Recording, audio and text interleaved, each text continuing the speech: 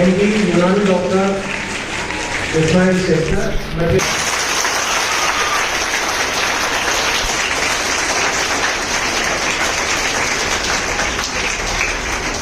हासिल किया और 64 बच्चे फर्स्ट क्लास पोजीशन में आए, जबकि 90% से ज्यादा तकरीबन 40 बच्चों ने 90% से ज्यादा मार्क्स हासिल किए।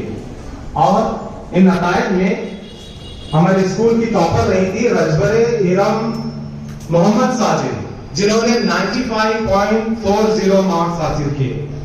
तो तालियां नहीं बजाएं। उसके बाद दूसरा नंबर टाई हुआ था, 2 स्टूडेंट्स ने यकसा मार्क्स हासिल किए, जिसमें से मुजावर मारिया अयान मसूद मियां ने 94.20 मार्क्स हासिल किए। साथ ही साथ मुल्ला जिन्नो शाहनवाज ने भी 94.20 मार्क्स हासिल किए।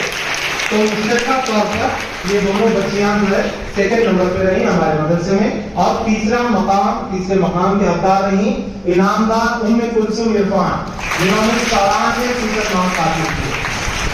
इसके साथ ही एचएससी के नतायज देखते हैं, 325 तलबा तालिबात इस इम्तिहान में शरीक हुए थे, जिसमें से 323 बच्चे कामयाब हुए।